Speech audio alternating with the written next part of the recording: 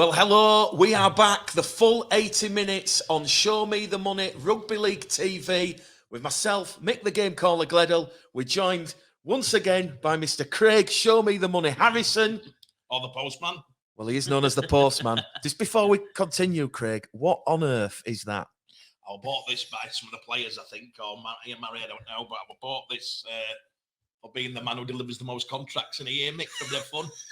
I'm going to take it off. If you don't mind, I'm going to remove myself, just take it off because it's killing me. It was bought a year ago and I put about 2 stone on Michael. So get to Joe.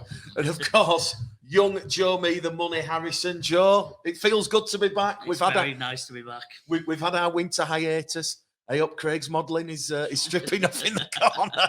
But yes, the full 80 minutes is back. We've had so many queries and questions, and you guys, without your support, demanding us to be back.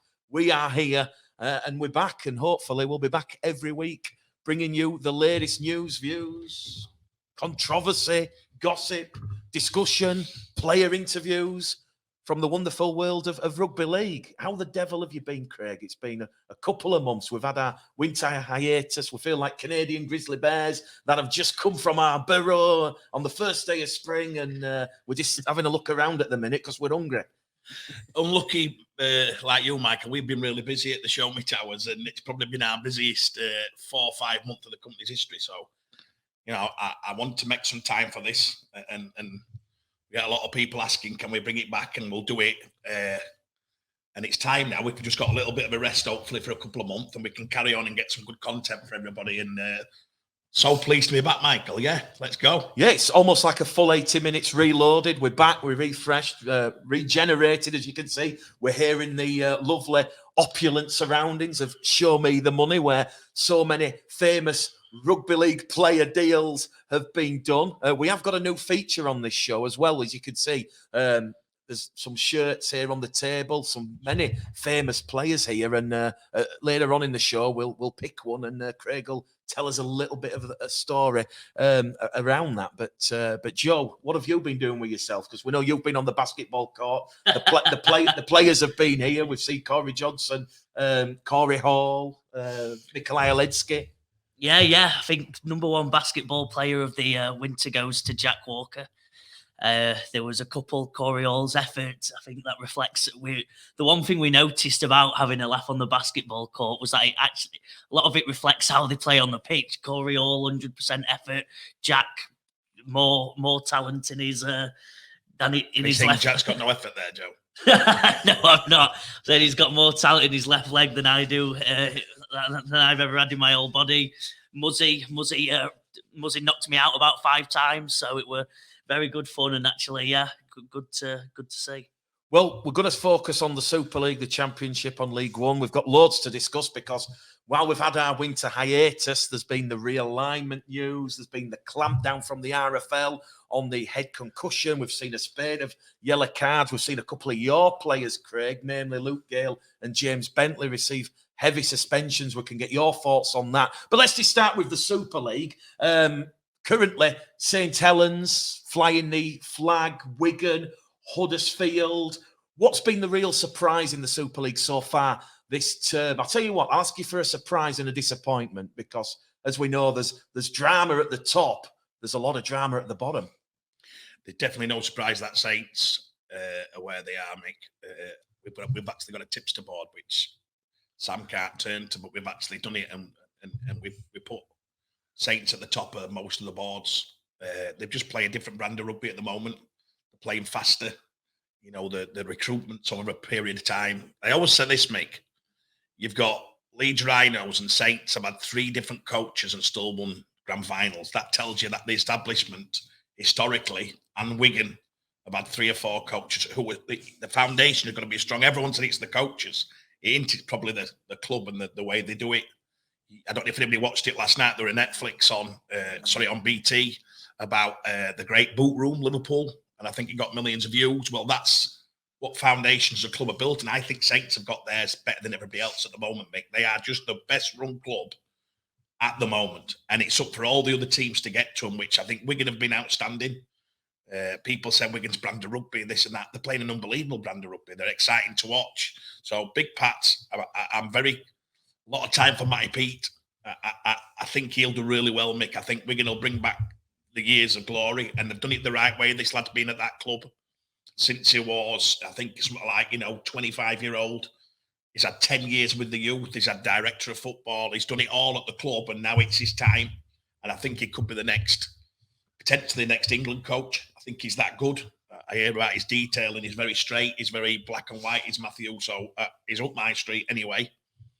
Disappointment's not really, Mick. I think the league is where it is. If you're going to be disappointed in any club, you'd say probably, Cass up to the last 3 weeks, and then Radda's needed time. I noticed that people jumping on Radda's bandwagon and all that pressure about Cass. Cass are a good club. Were they disappointing? No, they're probably disappointing until the players get used to the coaching, the coaches get used to the players. Warrington have to be a standout and Leeds Rhino. So the two standouts, disappointments at what's happened. If we're talking honest, they've been the two clubs with both massive reputations, both unbelievably, I think that you'd have to say Leeds are probably the top 3 clubs in the world, Mick. We've said that before. I think it's Brisbane, Leeds, and maybe one other who are actually the biggest. For them to be in the bottom 3 or bottom 4 with Warrington is it's a shocker, to be honest with you. And we've watched a lot of the games through Sky and been there live. And Leeds have got, I don't know where to start at the moment, mate, because I've got a lot of love for that club. But they've got to get it right. I think Gary going to Australia is going to be one of the biggest calls in Leeds history. I don't think they can afford to get the next call wrong, because Man United have got it wrong, Mick, and that's now 10, 12 years of what they're doing. Gary's decision, this will be the biggest in his 30 years at the club. The fans are turning, Mick. They've got to get the fans back. Jones is doing a good job, trying to get them back and playing with heart. The lads are, the thing, but they have to. I think they've got to look at themselves, Mick, Leeds, and get the answers. They've got to get the answers, and they've got to. Only way you'll get answers is honesty. And that has to be from the chairman down to any piece of staff, any players. They've got to just have some honest answers. I think you could give a lot of answers. It's not at this time on this show to do that. We're going to try and promote things, but hopefully, on Warrington, I'm probably going to have loyalty out of Powley's back. I'm going to try and have Powley's back here. How can you change something that's probably been... I don't think the recruitment's been great at Warrington. Certainly not some of the overseas players. Mick, historically, over the last 8 years, been shocking. I think that they've got to get... And Powley's a real down-to-earth bloke who's going to give people some honest assessments.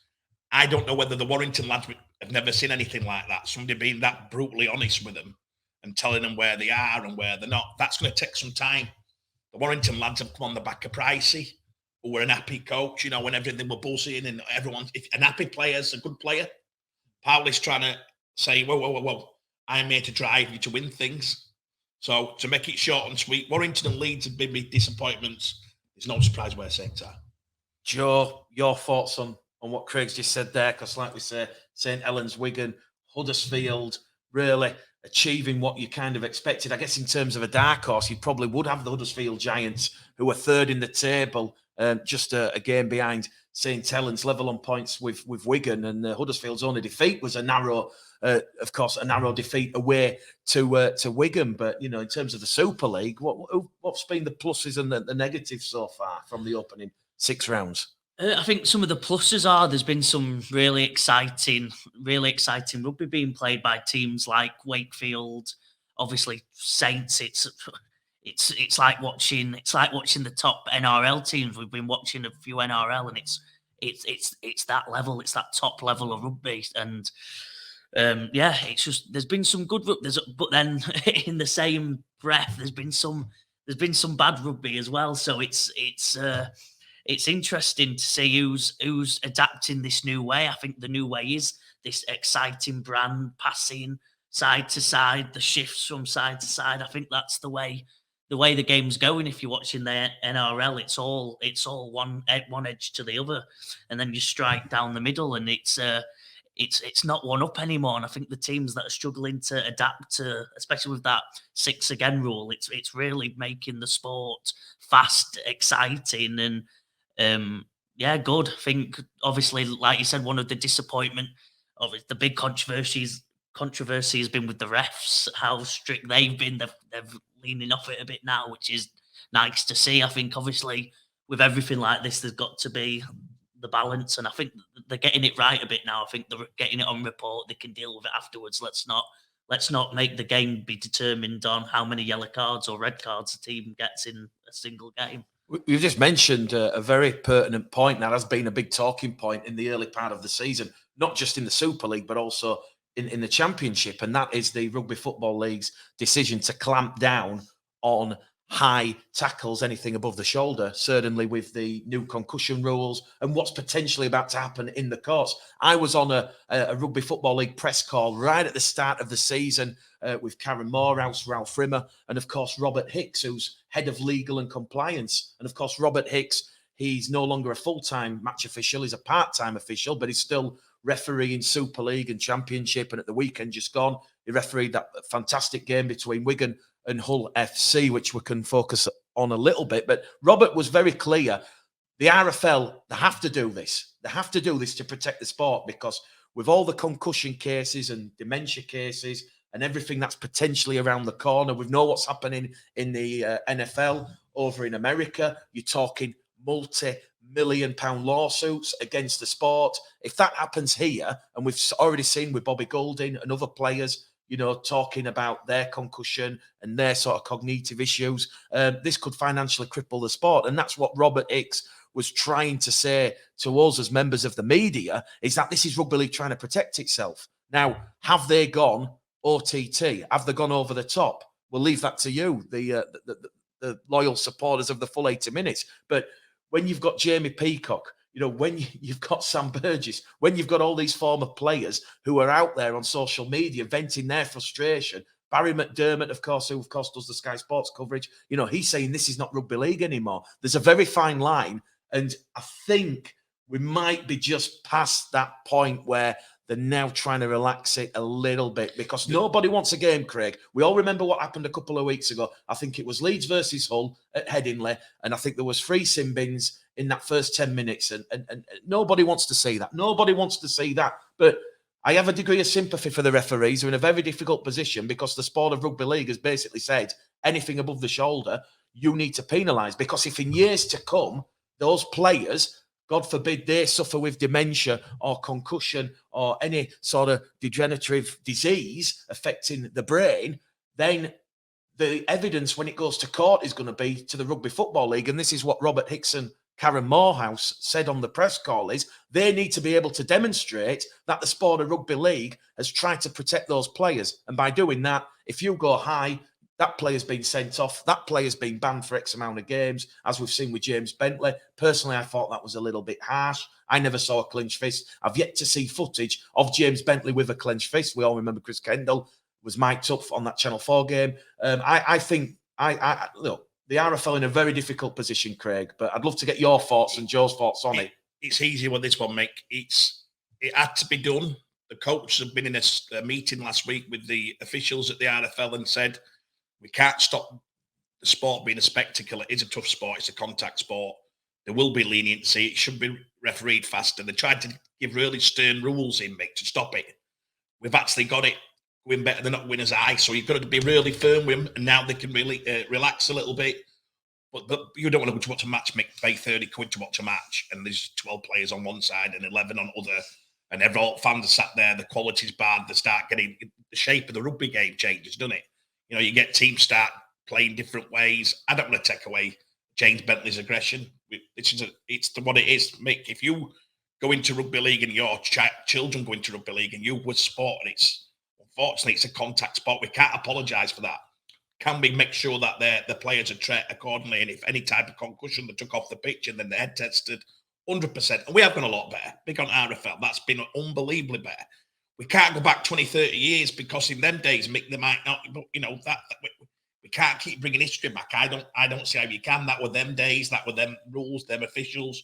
Mick, I wouldn't like to see somebody, you know, you Vince Carullis. If you ever see the footage of them lads, it's gradually, I mean, that was just, it was the most brutal thing I've ever seen. So we've got a lot of that. The game's too fast now, Mick, to be hitting here anyway. The lads are travelling at a lot higher speed. So somebody throwing the old Adrian Morley arm, or as Barry used to throw it, you know, and all that, that's probably going to stop anyway, Mick. Somebody missed time in a tackle, Mick, because somebody's put feet on. That's not intent. somebody goes into contact and puts Jack Walker, somebody steps off the foot and then somebody is off. That's going to be what it is, Mick. It's a bad tackle. I don't want to give you 10 minutes, but if you do it again, I will give you 10 minutes. We crack on. It's all about the content, Mick. We could argue this all, won't we, if the sport's bankrupt because no one's with matches. And I've noticed a little decrease when it were happening. You could see the effect it were having. Yeah. People thinking, no, I'm not really about, so I said, let's hope it's Challenge Cup weekend this weekend, Mick. We need a massive. We're on Premier Sport, I think. Are we on Premier Sport BBC? Yeah, 2 on Premier Sports and 2, of course, on the BBC. We're on the biggest stages now. We're going to try and get Premier Sport to promote our game and get in with them. We've got the BBC gets the most viewers, so it's a big weekend for us. Hopefully, the ref lets them play a fast game and we get some exciting, attractive football. Joe, your thoughts on it quickly, because obviously, they're between a rock and a hard place, the RFL, because they have to demonstrate if these cases do go to a court of law and it goes down the legal route, Ralph Frimmer, Karen Morehouse, what have you done to protect player A, from suffering this disease? I think the one that they were getting wrong on it was the one where they slipped. They slipped, and if when it wasn't going to be a high tackle, when they slipped and they'd caught a bit of the head, they were giving yellow. Sometimes I think there were a couple of reds in that regard, and I think that was the one where people were really getting upset about. And I'm happy now they're getting rid of that. So I'm with you guys by the sounds of it now. I'm happy where it's at. I think like you said, they probably had to be tough to get rid of some of the silly tackles that no one wants to see anyway. No one wants to see a daft eye tackle, but when they slip and you catch them, that was probably the line, and I think they're balancing it now. So I'm happy where it's at. Well, we're 6-7 rounds in the Championship and the Super League, and I have noticed this weekend gone there has been a slight drop in the number of yellow and red cards. Now, the Rugby Football League's match disciplinary panel, that has come under fierce criticism as well, Craig. Not just the actual on-field referees. We're talking about the red card to James Bentley and the subsequent ban. We saw Luke Gale banned for 5 games. Is the match review panel, Craig, in your opinion, is it right that they're punishing these players with these very strict bans? Within the rules, what they're given, they're using the rules to the panel. You'll always have people judging panels, Mick. That's what panels are for. People will have their opinions. For me, they wouldn't, now it's changed, relaxed a bit. They'll probably be a little bit more relaxing on the game and the bans. So we've got to get a fast brand of rugby, which is safe for everybody, but we want it as tough as we can. We want to see these athletes absolutely at it. It's a collision sport, Mick. I don't. You know what? I've said this before on podcasts, Mick. UFC is the biggest growing sport in the world. It has been for the last 10 years. I'm sure Sam knows more than us, but it is what it is. Dana don't apologise for it. He'll say to you, somebody moans, he'll say, so don't come. Don't come. You're going to come here and see all this blood all over, this contact, this side kicks, these knockouts. Well, you're paying for that. We've got to be careful of apologising for what we are. We've got the toughest athletes in the world. For me, we've got the toughest. We can challenge anybody as being the toughest sport in the world within a safe manner. But if you asked every rugby league player, current, Mick, let's not go past now, current, would you play rugby league? Because what? I reckon a lot of them like the contact, Mick. They like the competitiveness. They like it's our job to protect them. The sport's going to protect because they're that tough. They play a dice. I reckon if you said to them all tomorrow, it's all on you shoulder, they'd say that's better. They'd all be like, yeah, come on. This, I think the NFL and everybody is doing the right thing, Mick. They are protecting them a lot more, and it's fantastic. But if you ask the players, do you think they play without pads and just let it all go? There'd be no player currently who wouldn't want to go at it. No, I agree. They'd bring back the 1950s rules and they'd say, listen, let's fill stadiums and let's get 5 fights and they would do it. That's the truth. You want the truth, that's what they want. I think the sport is protecting the toughness of them lads. Well, it's an interesting point. On the Huddersfield Giants, Craig, because when we were talking about the positives, you mentioned obviously St Helens and Wigan. Ian Watson now, this is very much an Ian Watson team at Huddersfield, and we're now finally seeing, after a couple of seasons where they did underperform last year, wow. For me, if you're asking me personally, which side in the Super League this year has overachieved, is having a fantastic year, then for me, it's the Huddersfield Giants. Spot on. I'm not arguing with there, Richard. Thulis, Watson, they took a lot of stick last year. Rich took 18 months of it. You know, they've got this one right. Looks like Ian's changed the club. He's needed time, as will Daryl Powell, as will the next league coach, as will Lee Radford. Judge him after 12 months, Mick. Watson's had his 12 months of boot, and is he the man? Could he do this at Salford? Well, he's starting to, do it. So I suppose it's, if we be honest about Huddersfield, Mick, and this is respectfully so I don't want Rich thinking I'm saying, I think last 5 or 7 years they've been, if you said to me, go and watch Huddersfield, I'd be like, I don't know about that. Do you know what I mean? I went to watch Huddersfield about 4 weeks ago. There were massive vibe. It were changed. They played exciting stuff. The corporate, everything about the club were fantastic. So it's on the upbeat, Mick. Ken deserves it. He's put the money into the sport he has and his time and his effort. There's no man deserves it more in rugby league than him for me. He's the number one person, ambassador of our sport who's put his money where his mouth is. Without the likes of Ken Davey, there won't be, rugby league in Huddersfield, unfortunately. If they can get the locals, Mick, Huddersfield lose a lot of players. I think locally, you look at historically Jake Connor, I think we could probably mention 10 where they've started off there and they've gone on, you've gone on to other clubs and you look at your Toby King, your George Kings. And I look and I think that's got to be the biggest challenge for a club to make sure their amateur game's vibrant. But then they keep these players, they keep these key players, youth talent. Dom Young, we're watching in NRL. Do you know what I mean? Well, we raised that point on the show. Heartbreaking to see Huddersfield Giants Academy product Dom Young, but it's great to see him doing well at Newcastle, to be fair. But, it's just heartbreaking that the sport could not keep such a young, vibrant talent over here. We would, Mick. We would. If everyone, gets the game of rugby league's going to be strong here for them to stop. Dom Young's getting the highlights now. Listen, Mick, he's got a tough gig over there. It's all right looking at the highlights, scoring tries. You've got to look at the defensive stuff. That's there's no hiding place in the NRL. You probably judge Peter after 30 games. But Huddersfield, that's the challenge for me. Is can they keep the young players who have done such a fantastic job? And that was right from amateur, Mick. If you look at one of the most successful amateur clubs, is Siddle. How far is Siddle from Huddersfield? Not far. It's on the way to Huddersfield from Halifax, yeah. So why do most of Siddle players not stay at Huddersfield? They produce, 10 scholarship players a year into academies? Yeah. So the first thing that they should do is try and work with Siddle and say, look, we're a local professional club. We've got great things been off at our club.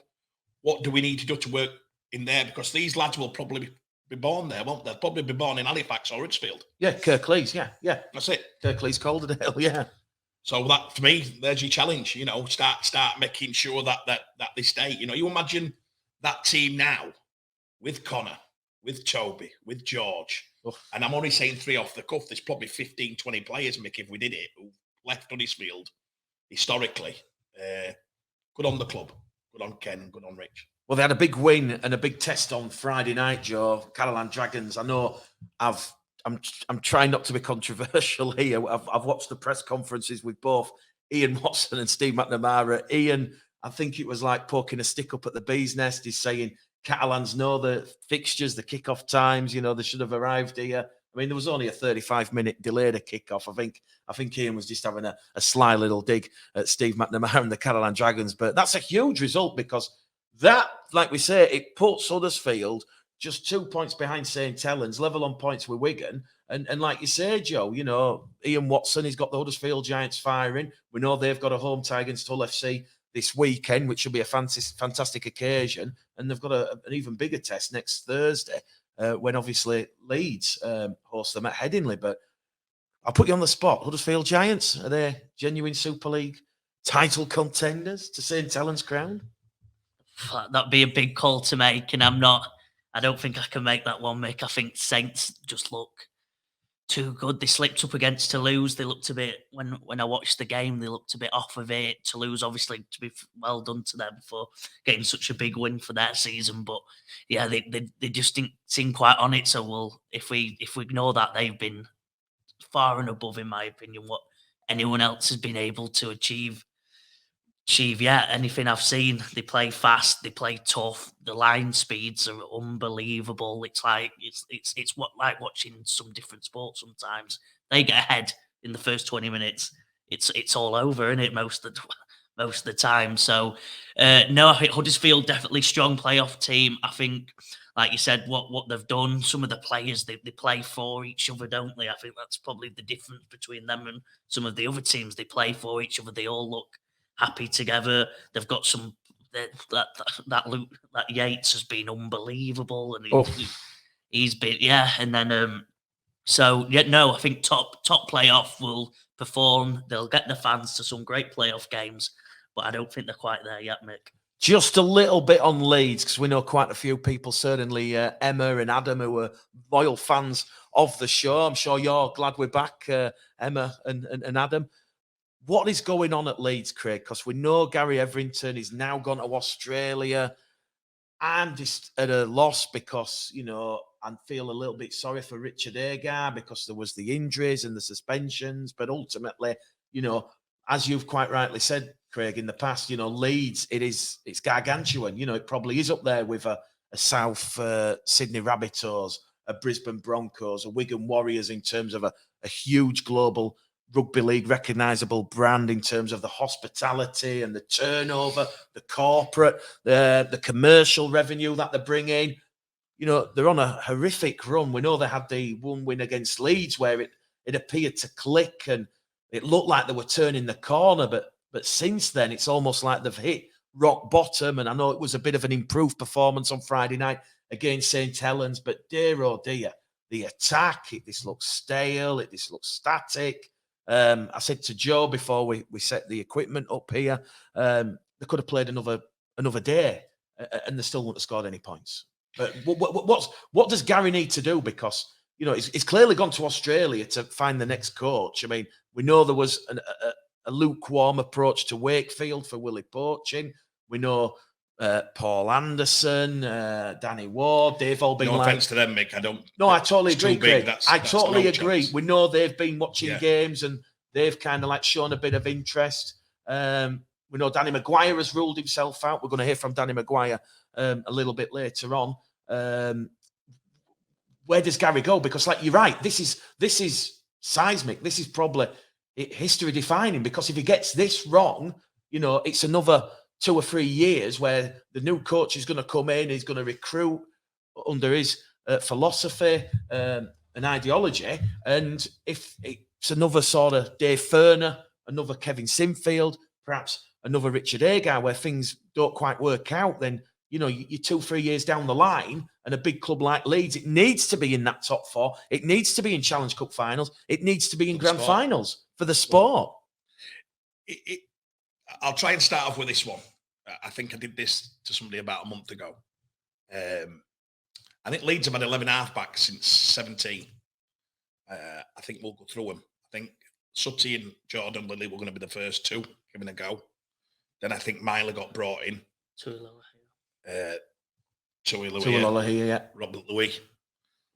There was Kyle Eastman, Callum McClelland, Luke Gale. Now you've got Austin and Caesar. And that's probably shocking for a big club to have 12 halfbacks or 11 halfbacks in a period of 5 years. From having 2 or 3 of the best halfbacks the game's ever seen. So let's start there. That's been shocking. They haven't found a partnership since Rob, Danny and Kev, that have worked. The Luke Gale situation, I can't really say because I was quite close to it. But I can say this. He should have stayed. That should have been meant to work because he was such a big personality along them young lads. He was carrying I think his results, Mick, and you'll be able to check this later on in show. I think when Gailey played, there were 90% of the games at Leeds. That's correct. And I think that's quite close. I'm sure somebody will correct us if we're not, but I think they did when it was on the field. They've also probably got to find this, like I said, this coaching. I'll not say what's. John Bastian's gone back to Leeds 6 or 8 months ago, which will be massive for what will happen, I believe. And that's not against anybody who's been there previous. We know Simon Bell, we know the lads, they work hard. I think John will give it, and I think they're going to have to build it from the down. But I think there's no one about, Mick. I think your big problem is Gary's going over there for looking probably somebody who's failed. Let's be honest. The ones who've been a success like Bellamy and all these, they've all got jobs. You know, so you're going over there really looking for someone who's fell through, or you take a punt with a young assistant coach at a top club. Would they come to Leeds and take that pressure on that team at the moment? Them lads, by the way, our lads, I can only speak for our lads, and that's what I'll do. I don't know the others. They're a really good set of lads. They're very talented. They're hardworking. Some of the best players we've got in our books, you know, they're unbelievable. There's definitely something not right. You know, there's clunkiness. There's you mentioned the Saints game. To get beat 26-0 and be happy. And that's the truth. We were in the fans. People said, oh, they've got a lot better. And I were like, wow, this is how far Leeds are now. They're happy that they put effort in. Effort should be given for nothing. Not to execute a play and get nilled at home for Leeds Rhinos should be the most shocking thing for anybody. But people were actually relieved, Mick. That's where they are. And that's not, and again, this is talking honest. Good players there, good players. They've got to get it right. My thing is, where does Gary go fishing? I just can't see. I know I have personal opinions, which I don't want to. It's unfair for me to say what I'd do or what I would have done. Who would you go for as the next head coach then? Because I'd go for three. I'd try and build a team of three. That'd be me. And I'd get a team manager, somebody who's a culture person. Could be Jamie George Buchanan, like somebody who just can head the culture and drive it from within and be honest with people. It's got to be somebody who people respect. Yes. You know, but when he walks in the room, there's a quietness. That's what they've got to get. Somebody. Now, that don't have to be a technical coach. And I think your 2 and your 3 can be technical. A bit like Saints did with Wellens and Sean Long when Justin were there. They reckon Justin overseen it. Them two were at each other, attack me, defence. They were both driving. And then there's somebody who's running the show. So let's just say, I'll throw a name out there, say Jamie Peacock. And then, and personally, then I'd go for a 2 and a 3, defence coach and attacking coach. And that'd be young, vibrant, modern day coaches who coach, make the modern day system. This is a different game we're watching. Get to know straight. This is a different game. Me and Joe watch an RL, which will come here. There's 26 passes in a passage of 3 plays. The shifting edges, shifting. There's like a pivot. And then it's like Man City playing football. They're keeping the ball. They're moving it. They're tiring the defences out. And the fitter teams. Here's one for you. Leeds need to find a 7 who can play either side at ruck. Okay? That means either side. You can then afford 2 runners, which is what we've been talking about with Jack Walker. Would you look at Jack Walker playing as a running 7? Your fullback probably has to be a complete athlete. Probably have to be fittest bloke in the stadium. Does he need to have that big pass, what Jake Connor's got, and it's all the pressures on that one pass? No. Watch the Melbourne fullback. Watch the fullbacks now at most of the top clubs. They're unbelievable athletes, Mick. The more Liam Tyndall, do you get me? I'm talking to Lee. The more Liam than they are Richie Myler, who might come on that one play and get that out. I think that's the way the game's going. So, do I think Leeds can do it? Yes. Do I think Gary will find it hard fishing over there? Yeah. I just can't see it. So mine would be Jones is doing a good job and people respect Jamie and he's honest. Jamie's an honest person. There's no doubt, and he's hardworking. You know, long he's there, long he's doing there and he does the technical stuff. But I'd go for 3, whether 3 that'll be. I can't answer that one. It's not fair to me to say, should Danny Maguire go back? He's got a job at Hull KR with Tony and they're all, they're in there. That's the way it is. Would there be a reckoning for Danny coming back? Of course there will. Danny's improving every day as a coach. Danny's improving everything. And I'll use this phrase again. It's coaching within a Monday system. I mean that by if you get somebody who's 50, Mick, and you try and coach this new brand of rugby, I don't think they're brought up with it. I think it's they need to go back to school. Do you know what I mean? They need to go back and re-educate themselves and say, you know what, I need to be around. If you could get every coach now to go to Saints, just spend a bit of time and watch how they do the systems and how they do it, you'd be fascinated. I'm sure Saints 3 years ago, Mick, sent people to Australia watching the top teams and this is the way the game's going. So, massive challenge. I think it's the biggest challenge in the history of Leeds Rhinos since I've watched them. I wasn't there in the 70s, Mick, in the 60s, but I just worry for where Gary goes fishing because you are taking probably somebody who is not in a job, Mick. And why is someone not in a job, guys? Why do you think someone's not in a job? Well, not necessarily though. I think I've got my one name, as I've told you the last couple of days, haven't I? Come on, Joe. The Anthony Seabold. I think he's the man to come in because of what he's done. Where Because he's very technical. Of what Yeah. he's had. What happened in Brisbane? Well, we know what happened at Brisbane. There was a drinking issue. I don't want to go into too much. No, it's not. Yeah, we don't really involve that. But Yeah. I'm saying he didn't come out. They didn't win 3 grand finals. Yeah, but you're not. Like you said, you're not going to find that. There's not that on the market. But what he is a very technical coach who can teach that new way, and is very well respected within the game. And I think someone like that is what you need at Leeds. I think watching them, they struggle just nailing that. They struggle nailing the attacking plays. They're not. But that'd be controversial, wouldn't it? Because Longy's proved that he's one of the best technical coaches at Saints, where they hit the plays. So is it the players, the recruiting? Have they not got the arse to do it? But then that's why they probably need a big character in there that is going to set them right and also tickle them a bit with the attacking play, get them thinking, get them. They don't put on watching Leeds. Obviously, they don't put on much attacking shape at all, do they? I don't know. I think they're just that one pass off. But I think you can't. If you've recruited wrong, it don't matter what you coach, does it? If you got it wrong, you've got it wrong. You Mick, and you're in the mire. You're in the mire, and it's going to. And they've got 2 or 3 year contracts. And it's going to take a lot of pain and a lot of finance and money to get yourself out of it. Do you know what, Mick? I got asked off 2 clubs this week. I'm not mentioning about what I'd do, and I said I'd play a trade. This would have been I said I'd trade. What you can't do when you swap players, you can't get an ace of clubs, in your opinion, and swap it with 3 diamonds somewhere else. Yeah. You've got to say to each club, I've got an ace of clubs, you've got an ace of diamonds. You've got to be realistic. But there's players at top clubs who are not happy. There's coaches at top clubs who are not happy with players. Simple. See if they want to go. See if they want to move. Ours is a cap sport. Sometimes there's no cap left. What do you have to do? You have to go, you know what? He's going to be in an unpopular decision with fans, but I need him because I want them 2 or 3 players. The coaches and the clubs have find it very hard sometimes to have that honest talk without thinking that they're conning one. Do you know what I mean? Whether they're getting one of you, Mick. Oh, I've got Danny Maguire and you've got, I'm willing to swap. Who have you got? And then you might mention someone who's a tier 3 player. And you go, well, that's not going to realistically work. Do you get me? So I'd say to the clubs, be honest with each other, get involved. Certainly asking. I think there's loads of moves you can make. Loads of moves. My opinion, Leeds' first move would be halfback.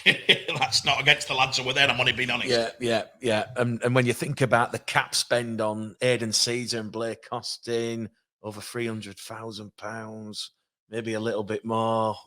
It's I don't know about that. I don't know if they are on that, but I do get. We've said it. 11, 12 halfbacks. Yes. It's just not. And if you're waiting for young Jack Sinfield, who's 17, there's too much pressure on that. So Jack's going to be, he's got 3 years at least. Oh, at least. So you've got to get somebody in, pretty sharpish, in my opinion.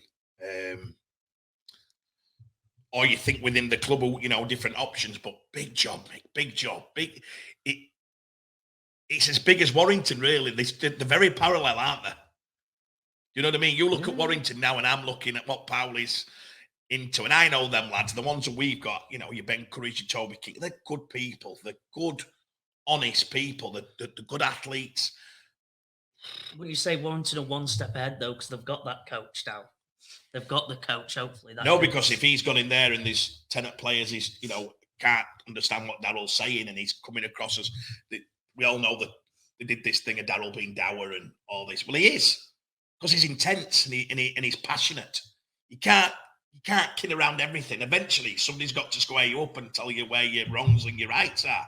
It doesn't happen in society today, Mick, does it? A lot of people don't get a bollock in them or straight. You're right. Imagine going in somewhere and a class and saying, by the way, you're not as good as what I thought you are, but I can improve you. And then somebody go, oh, I don't like that. You've just said something honest to me. That's got to happen.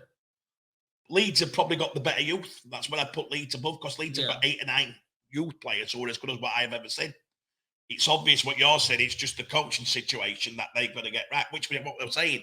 Gary's got the biggest call in the history of... I think that's a bigger call than... I think Warrington at least got the coach to make them big there's goals. No cap space. But you can make them... It's not... This is not a... I don't think at Warrington and Leeds it's a quick fix. I think it's going to have to be the end of the season now. I don't think there's enough... I disagree with you. There's loads of moves you can make, I think. I don't think that. I think that's. I might be making one tonight at 6 o'clock. Well, that's on Get you. that into you. There you That's go. on you. Well done, The everyone. full 80 minutes is back, and already we're getting a few exclusives. But I do agree with what you've said, Craig. Gary's going to Australia. I know Joe's mentioned Anthony Seabold, Shane Flanagan, of course, who has just been serving another ban for indiscretions with, of course, what happened with Cronulla and anti-doping. I can't remember what his current ban is. I was reading about it the other day, but people like that, they should not be in the sport of rugby league, because when you talk about respect and integrity, how are the Leeds players going to have respect and integrity for somebody who's just been serving a ban? I know it might sound as an attractive option, Shane Flanagan, Anthony Seabold, but it's not for me. Listen, Craig. It's not for I don't me. know well enough to comment, Mick. So well, I've followed Shane Flanagan and Seabold Yeah. and everything what happened up in Brisbane and how he had to leave, and I know he had a lot of mental health issues and personal problems, which we probably don't need to go into. But if Gary is looking at those types of people to come over and change the culture, and with it being such a big call, Craig, wow. And I do.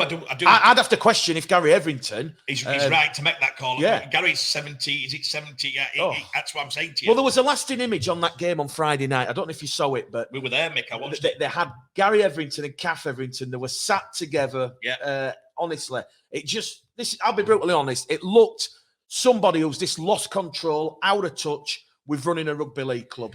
Listen. But they have to. I have total respect for him, because the best administrator in the history of this sport did it at Sheffield Eagles and sold it as a profit. What he did at Leeds, turning that franchise. Yeah, with Paul Caddick. Yeah. He hasn't got the great JP. He hasn't got them legend players to do it with now. So it's a tough task, Mick. And if will Gary bring a managing director in who could drive all this? No. Gary's historically, I think Gary's quite. He's very manageable and controlling. He likes to do that. Working under Gary's would be quite hard. I think Kevin found that. They probably won't have it publicly, but I think Kevin probably went in there. I tell you what, that's a good debate, that one, Mick. You look at Kev coming in, and he was the answer. He was the answer.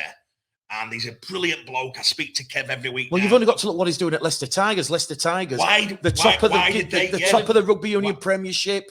They've already qualified for top spot in the playoffs. And the amount of rugby union news that I read about what people from rugby union backgrounds are saying about Kevin, they're saying he's a revelation, a breath of fresh air, his ideologies, his enthusiasm, and what he's brought to the sport of rugby union. It's heartbreaking that he left Leeds the way he did, because we should have, like you said, thank God we kept Danny Maguire in the sport of rugby league, but rugby league failed Kevin, unfortunately. But we're saying things that we can't. We've not given any answers. We just said what they can't do. We have to. Well, here's one we've for not you. given answer for the Hinton answer. That's what your saying. answer. Yeah, there's not anybody eligible at the moment who's free out of contract, wide sea, who'll be the answer. That's simple to Leeds' problems, Joe. That's the simple one. If Bellamy come available, if Wayne Bennett, if you got, I'll tell you what, a friend of mine threw this. Maybe Steve McNamara, at his age and his experience, if he were free. And not, by the way, he's a Catalan's contracted coach. So but if that'd be an option. Could Steve come in with 2 or 3? And I think that probably would be a good option. Sean Wayne would be a perfect option, but he did play for Leeds. He's got a bit of history. I have a feeling that the Leeds fans would be like, that'd be like the thing behind Sean, which I've met Sean. I found him breath of fresh air, honest. But whether that'd be right for them Leeds lads and that Leeds culture and where they are, maybe people say, yeah, they need a Sean Wayne to square them all up. I just don't think it falls off the tree, the answer on this one, unfortunately. Yeah, that's what I was saying, because I give my answer. I think that you say me and Mick are copying out and you've given an answer. That's what you're trying to say. Yeah, that's what I'm saying. I think you've not given a good enough answer. Well, I think you've not because given a good sometimes enough giving an answer weakens your point. But then there's nothing to be said. I what personally, is it impossible? I know he's out of contract, and I know he's dismissed the rumours. I'd be going for Tony Smith. That's what I'd be doing. That's what I would be doing. Whether or not Tony Smith is coming in as whether or not Tony's coming back in as head coach or an actual director of rugby league. We all know what he's done. Could he work with Rich? They're very good mates. Yeah. They're very good close, but I don't know whether that dynamic, in my opinion, would work. Because would you put Rich, director of football, and Tony? Rich is staying at the club. Agree, yes. So Rich is director of football. Would Tony go underneath Rich? I don't know if that'd work. You'd have to speak to them guys. And by the way, Tony's got an unbelievable job, and he's doing a very good job. So why would Tony leave one of the fastest franchise growing is OKR. Agree. 10,000 at weekend. Agree. Beat Warrington, average age 25. You're driving it. You're in a lovely position there. Why would you jump into the furnace? Do you know what I mean? I totally agree, Craig. We know there is a bit of sentiment with Tony Smith and Leeds, but yeah. What, 50 odd, and you'd want to say, I think these are going to be one of the top 4 clubs for the next 3 or 4 years. I'll jump out of there and take on a job which is that big. And the dynamics are that pressured. Here's one for you, and I'll say it quickly. We obviously go there sometimes. We have the knife and fork, Mick.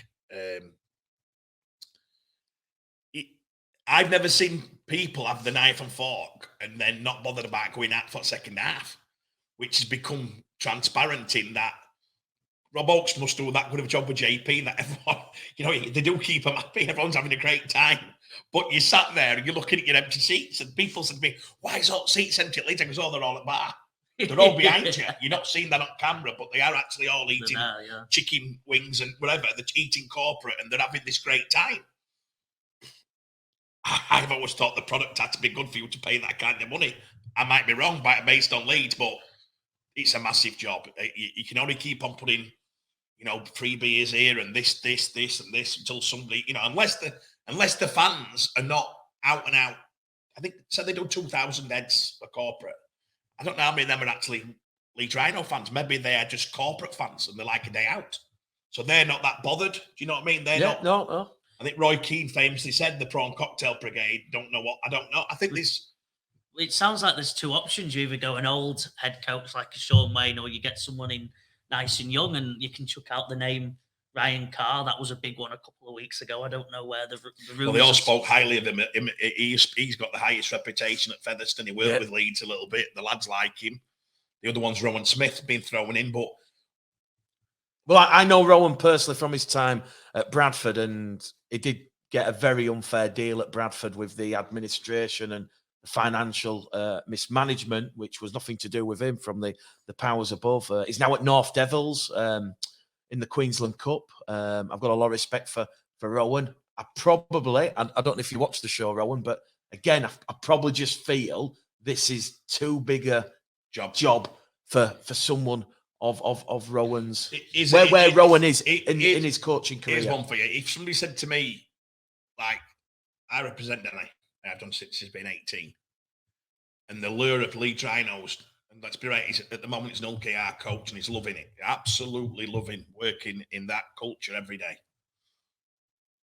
Do I think Danny will be coach of Leeds Rhinos one day? 110%. 100%. But as an advisor, are you holding him back and saying, now if Danny took off his shirt and said, right, I've had a great time at OKR, but this is the job I've been dreamed about since I've been 5-year-old, do I think the players had followed Danny through anything? Yes, 100%. He's played with them.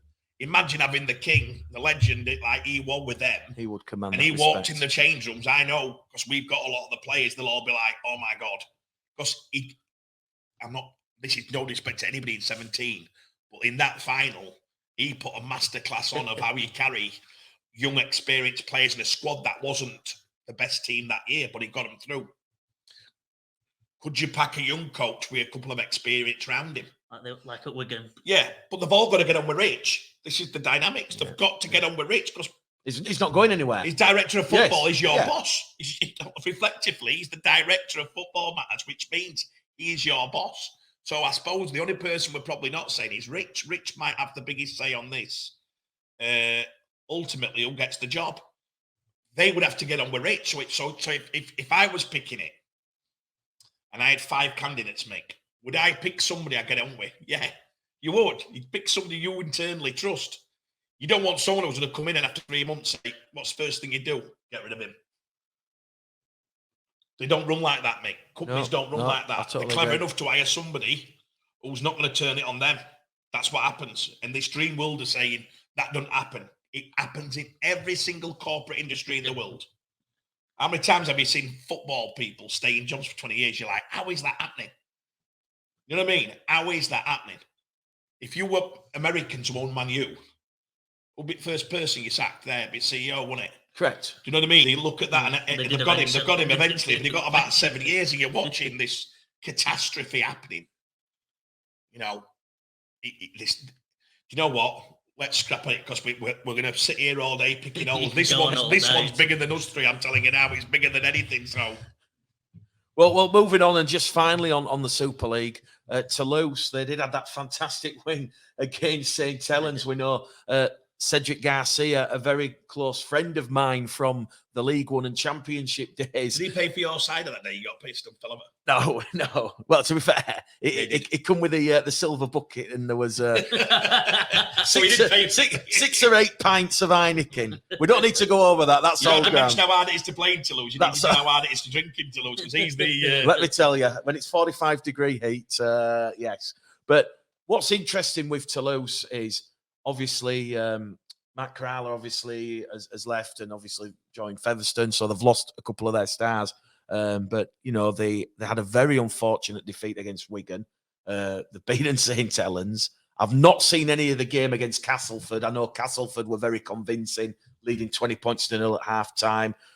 No surprise really to see Toulouse mirroring what happens with Catalans when Catalans come over here. Obviously, Catalans lost, but you know what? I tell you what, Craig, the fact that they've got that first win, and more importantly against St. Helens, that has given them every confidence in the world that they will survive. Because let me tell you, Leeds go over there, Wakefield go over there, Salford go over there, and they're not on it, they will get beat. And I tell you what, you know, we could talk a little bit about the realignment a little later on, but the RFL are very firm. One team's coming down this year. If Leeds finish bottom, they'll change it quicker. No, they won't. No, they won't, Craig. No, they won't. It's in the constitution. Well, the clubs would have to vote on it. If Warrington and Leeds are in that bottom two. But yeah, just quickly, Toulouse, Craig, because obviously fantastic. Last year in the £1 million game, I think you thought Featherstone might do it. I said no. Toulouse will do it convincingly, and they did do it convincingly. Can they stay up? I mean, I'm still looking at the Super League table now in my head, and I'm thinking, how on earth have you got a bottom 4 or 5 where you've got Leeds, Castleford, Warrington, Hull KR, and Toulouse? That is absurd. You know, someone tipped the table upside down. Is it absurd? Is it if you were looking at the start of the season and you're thinking, well, Leeds were favourites, weren't they? Well, I never had Leeds. I never had Leeds. I never had Leeds. I never had Leeds or Warrington to be in that bottom 4. Did I ever say to you that I thought Leeds were up there? You didn't, but you did say Warrington would be. I did. Okay. There is a lot of shots because me trust, but I thought Pauli would do the business. I'm not surprised at how hard it is to go to Toulouse. I still think Toulouse will be in the bottom 2. I'm not being disrespectful. I think it'll be tough, probably 2 points in it with somebody. I think them big clubs will get out of it, Mick, just because of the power and the players if they get it right. But if I was Salford, Paul Rowley got off to that little good start. Now they're a bit of a bump. But I'd be looking at Toulouse and being through. I think Toulouse will have to win market, Mick, to stay up. Yeah, well, that's me being honest. They brought in really Ollie Ashall from but not enough. That, in my opinion, just my humble opinion, it's going to need more than that. I wouldn't get too carried away. Cass beat him easy. You know, I think they're going to have to pick up the games at home. What's the point you need to stay up? Would you say 15, 18 or... Well, we all remember what happened a couple of years ago when Danny Ward and Jamie Langley, London went down on 18 points. 9 wins. That's unprecedented. I don't think Toulouse will get 9 wins. No. There you go.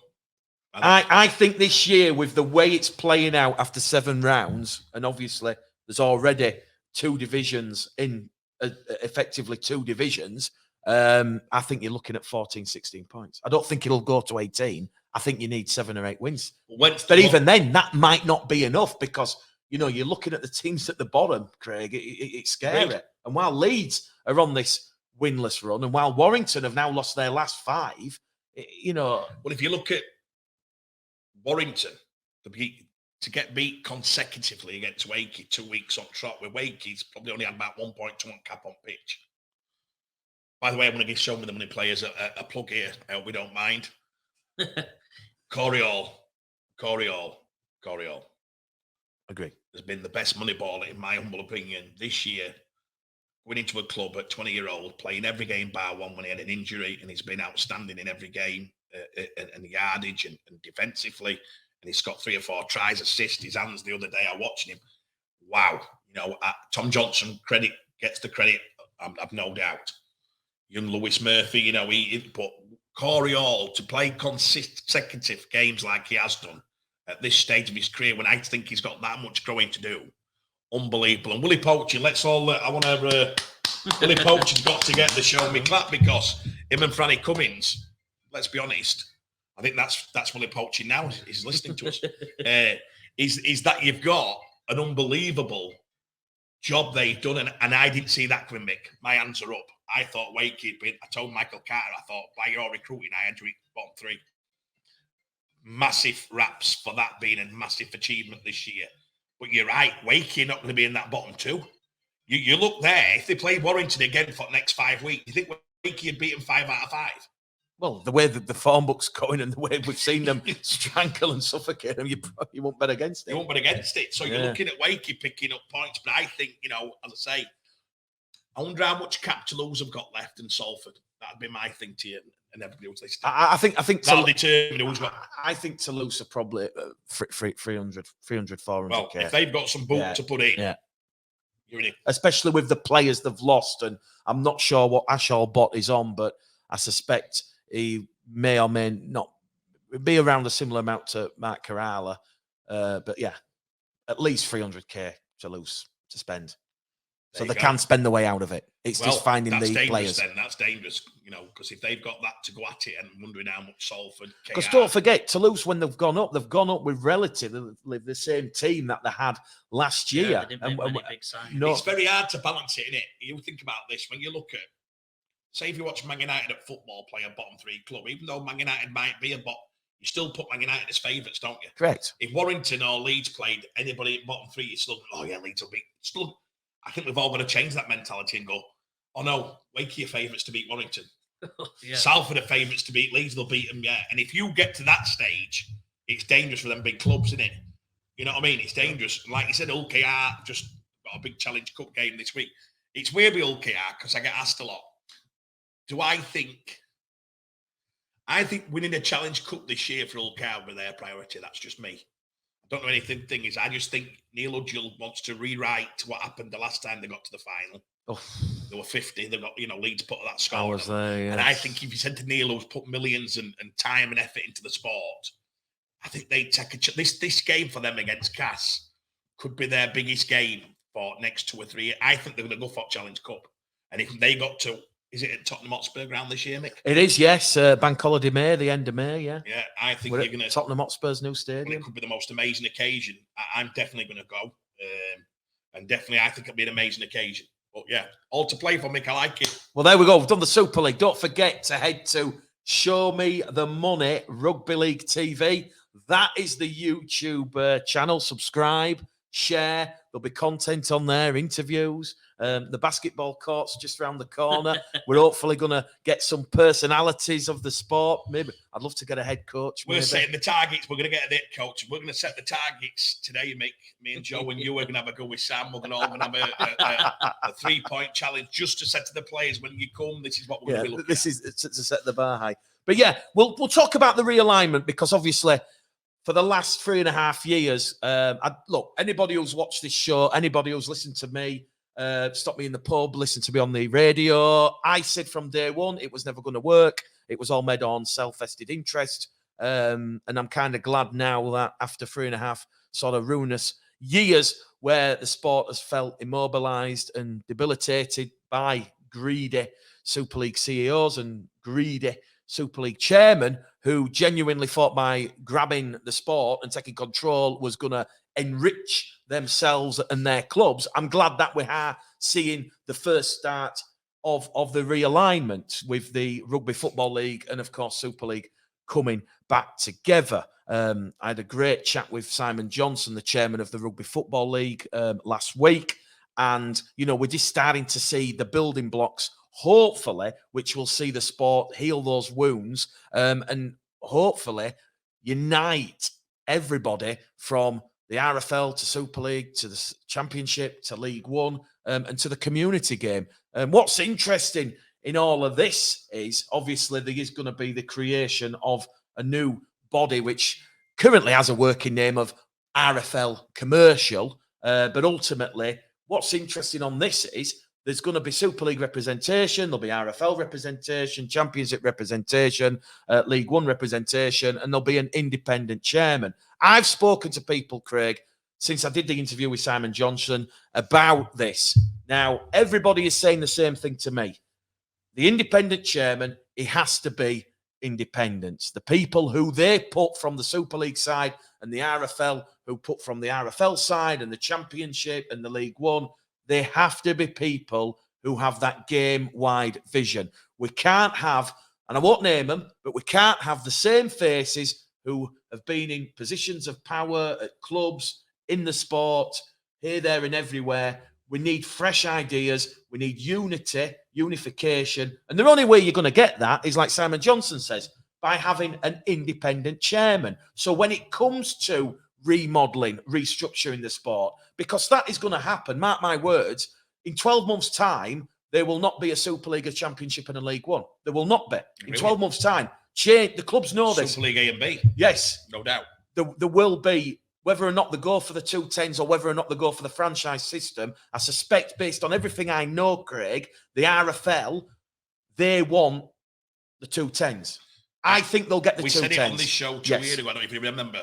I was asked what I'd do. That's what I'd do. That's just my personal I think they'll go with the 210s. And if they do, because that makes 20 clubs happy rather than just 12 or 14. And it shouldn't shut the door with the clubs that might lose their license. They need to promote their business and get up there. So when the next one comes to strong and they can say, look, give us a chance, and it also, like in NRL, you can get a new club. Harrogate, might get a franchise and say, hey, we want to go for it.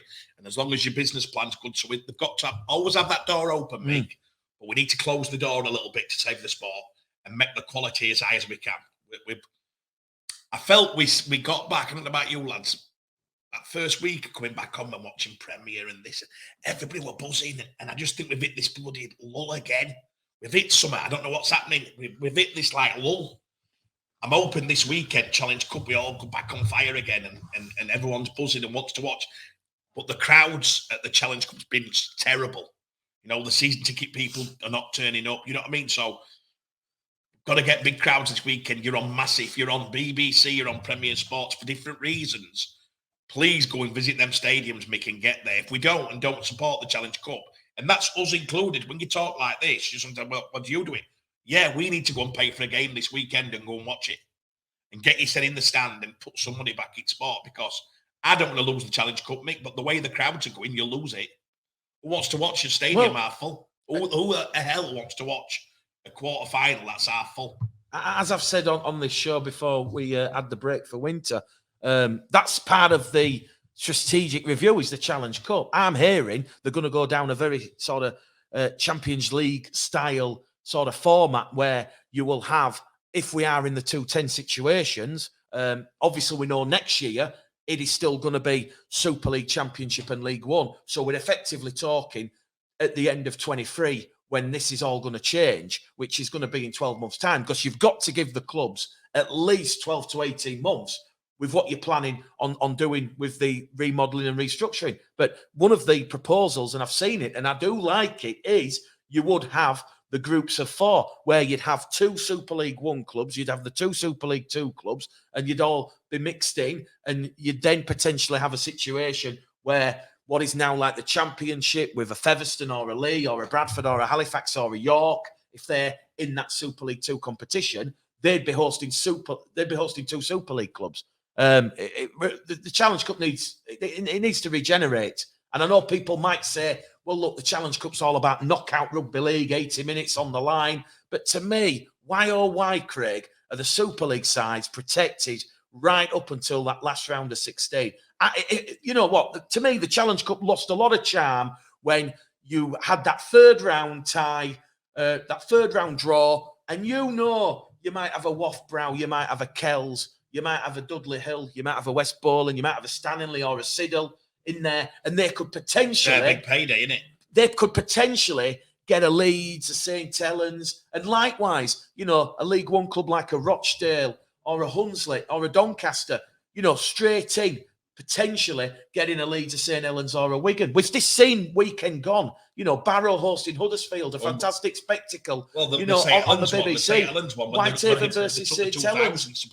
You know, that's what the Challenge Cup's missing. So the RFL and the strategic partner, who is, of course, IMG, that's obviously going to come out. And well, we already know, Craig. I think we know, Mick. We already know, but it might have been people's ideas. No, but you don't know whose idea. But what I'm saying, Craig, is with the realignment, and again, I can't stress enough. If you're listening to this, Ralph, if you're listening to this, Ken, you know, when you're talking about appointing an independent chairman, it has to be somebody who's independent. I asked the question to Simon about whether or not would the strategic, would the equitable partner, would IMG potentially, you know, put somebody in as chairman who's ultimately going to be on that board in making those decisions. Because what's crucial about all this is you have an odd number of people who are going to be on the new RFL commercial board. I can answer this quick. IMG will be brought in to make them big decisions, and they'll hide behind the umbrella of the 210s in IMG. Perfect thing. So all the fans will come on. Oh, by the way, it wasn't. They'll just shift it, and it'll be IMG will come to the fore of saying, media-wise, you've got to go to 210. This is the way it's going to be. That's my opinion. I think that's because if Ralph put his up as making that call, you know, with social media and the shit you get now, can you imagine what Ralph will get, or Karen, or it'd be horrendous. But IMG is a billion-dollar company. There's not a individual you can go, oh, it's Sam, it was his fault. No, this is IMG. This is a £20 billion company. That's going to be, try and work on that. So that very easily will be what will happen. Who will make them calls? Will probably be the same people who've made the calls historically, my opinion. But do you understand where I'm coming from, Craig? When we're talking about independent, it needs to be totally independent to sell this new joint Super League, Rugby League company. Do you know one of the biggest things IMG will do, Mick, and this is Challenge Cup and Super League, in my opinion, is I've heard IMG hopefully going to make it about the players. It has to be. So historically, the clubs have made it about the club because that's their branding and they're saying we're paying the players. And it's all been decisions that have suited individual clubs. Scrap all that. Lewis Dodds, Mikey Lewis. Let's start. Let's rock the joint. You know what I mean? Let's get players in who these young people want to come and watch. I watched Doddsy at weekend and I've never seen a more confident young man in my life. I have never seen a young lad as absolutely confident as that and at the level he's at his age. Mikey Lewis, you'd pay to watch Mikey anywhere, wouldn't you? You know, let's make it about these young players. Just said, Corey, I keep saying, I'm trying to stop and saying just show me players, but obviously watching Jake Connor come to Wolves and talking to Gailey at stand, people were riveted by that. You know, Sky were going mad about it, loving it. All the sport needs, Mick, doesn't it? It needs. We all want to see these, you know, these young Morgan Knowles, who I think might a player I admire probably as much as any player I've watched for the last 10 years. James Rowe been making his 350, 400 games. 500. 500. That is just 500. It makes me feel old.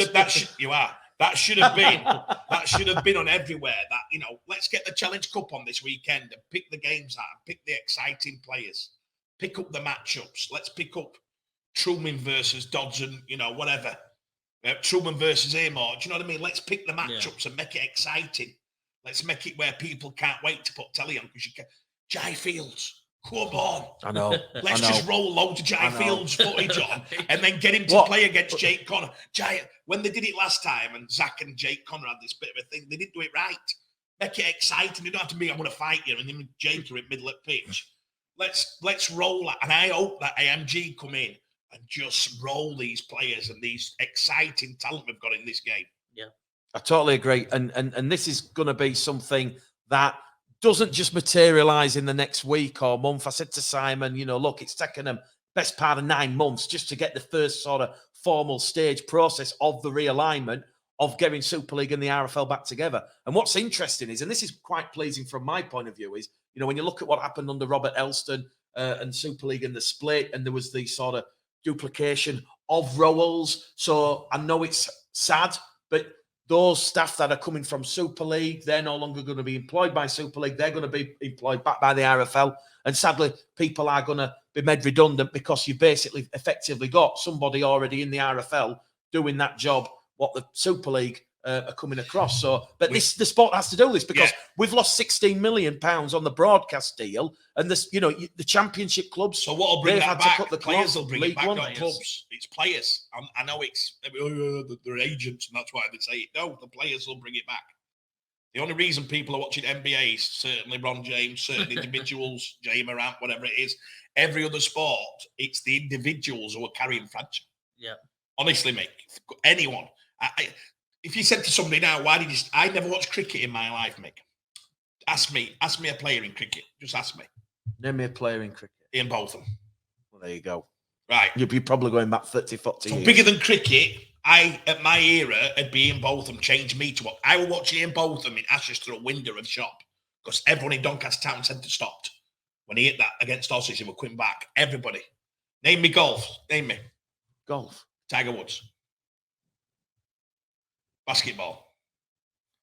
I wouldn't say Chicago. I'd say Michael Jordan. Do you understand me? I wouldn't say. I don't even know. Let's have a question for us. Who did Ian Botham play for? Who were his league club? Yeah, but I wasn't even. I know Michael Jordan. But can you mention his league club? Obviously, you can because he brought the branding of the Bulls up. Could you mention Bulls? Name me a player who played for Bulls before Jordan. Good question. No idea. I'm Sam, stumped. I know you can't talk you behind the screen. UFC, Conor McGregor. Does he own half of the franchise? Would there be a UFC where it is today without Conor McGregor? Not a chance. And I love Chuck Liddell and I watched Randy, but he came on and the sooner people suss this, honestly, and make them. Do you know what, Mick? We've said it that many times and I'm so passionate. And why are we scared of making superstars out of players? Because the clubs don't want to pay them that money. How sad is this short? You're going to have to go get the media deals on the back of these players. Yeah. Do you know what I mean? It's crazy. It's crazy why we don't want the players to be superstars. The media profile of the players, Craig, is probably at the lowest I have ever seen it. I have ever seen it. I won't say who. Rugby Union. Rugby Union. Name a player. Johnny Wilkinson. I'd have said Johnny Wilkinson. I beat you to it. Which league club did he play for? Johnny Wilkinson. Yeah. I think he played for Newcastle at one You point. think? He did play for Where Newcastle. Where did he play other half point. his career? Leicester? I don't know. Craig, I'm not really... He was in France for 7 years of his career. Toulouse, he won 2. But he did play at Newcastle. I don't vaguely remember him playing at Newcastle. I'm just going to keep throwing them in throughout the programme just to say what we mean. Tiger Woods is the golf, isn't it? But the problem is, you could take a picture of Louis Stodds or Jake Truman or even Jack Walker or whoever, around London or even Birmingham or even Leeds City Centre. And unless you're a rugby league fan, you won't know. Football. And that's the crazy thing about Football's different, isn't it? Football. Harry Kane. The clubs are bigger in football. Football, Harry Kane. Would you put Barcelona above Messi? Maybe. I put Real Madrid above Ronaldo. I put most of them, yeah. I reckon if you walked in anywhere in the world and said the world in my era, Pele. You made the famous story about the guy being lost in 40 years ago. They were trying to talk to this guy in Mexico and he's lost. He wrote this story about it. And he said they couldn't understand what they were trying to say. He was English. And he went, Bobby Charlton. He went, Bobby Charlton. Yeah. That was it. He knew then he was from Manchester because of Bobby Charlton. He mentioned, he was trying to tell him he was from Manchester. He went, no, Manchester. Bobby Charlton. Yeah. We've got to get on this wavelength, haven't we? Yeah. We should sit on this show and make this all about these great players. Honestly, because we get involved in other things. And I think we've always led the way, Mick, on the full 80, haven't we? I think in saying what the sport wants, well, I'll tell you what, we should just mention the players from now on. Let's just get into players from Championship, Champ 1 and Super League. And let's get some real opinions on players because that's going to change this sport, Michael. I agree. They need the player profile, and IMG are certainly going to do that because if you don't have a marketable brand in terms of the players, how the hell do you sell the sport to commercial partners, to Joe Public? What are they buying in? They're not buying into a sport which is basically run by men in suits who are basically thinking, how can I protect my club from being in that Super League 1? Or how can I stop my club from, dropping out of Super League 2 into what we're led to believe will be an unfunded third division, which effectively will see clubs go to the wall. Tennis, Andy Murray. Roger I get Federer. it, but tennis is a sport. Tennis is Where's Federer? there's not a team. Which country's Federer from? Switzerland. Switzerland, isn't it? Oh, you've looked at each other. I knew where Federer was from. You know what I'm saying, don't you? Yeah. Andy Murray, Scotland. Yeah, Andy Murray, Scotland. But you know the Andy Murray. It's got to be about Tim Henman. You know what I'm saying? Yes. Yeah. It's until we swap the power, and I don't think the clubs ever want the power to be in the hands of the players. But I think the NRL probably done it better than us, where the power is. The Every unions. video's on a player, on something exciting they've done, talking about them as people, as them individuals. There's so much on YouTube to watch. How many times you watch it on boxing, you think, I don't. Conor McGregor brings out, this is what he's done. He's made his branding for UFC that big. That UFC sold out for $3 billion, probably worth $5 billion now. Yeah, doubled it. And then he said, I'm going to do what the rappers do. I'm going to bring out a whiskey. And this is going to beat Bell's whiskey in next 3 years. And everyone goes, you're mad, Conor. You can't bring a whiskey out and beat Bell's whiskey, which has been here 30 years. Well, guess what? The number one selling brand whiskey in the world, or top 2, is now Conor McGregor's. Proper Irish. It's unbelievable, isn't it? If you said that, think about what you're saying there. He's created a brand with his name that's now the biggest whiskey seller in the world. It's absolutely, you can change worlds with individuals. Yeah. Stop saying we can change worlds with clubs. Leeds Rhinos making an announcement on a new coach and this and that. Let me tell you, the only things getting Leeds out of the mire is they're going to have to get a player who's bigger than the club, because they haven't got that. Truey. He's a cast player. He's also out of contract. Stop it, Michael. Well, he's a cast player. I'll put you on the spot, Craig. What's the latest with young Jacob Truman? Cast player. Cast player. That's it. He loves cast. He'll do what he's got to do for cast. That's it. They won't be sitting down. I'll be sat down, maybe a couple of, I think we're here tonight. No. 6 week time we'll be sat down and we'll chat and we'll do it. They're my mates, by the way, cast. So everything I do will be above board. And like you've said, and you've tried to explain this to the loyal listeners of the show.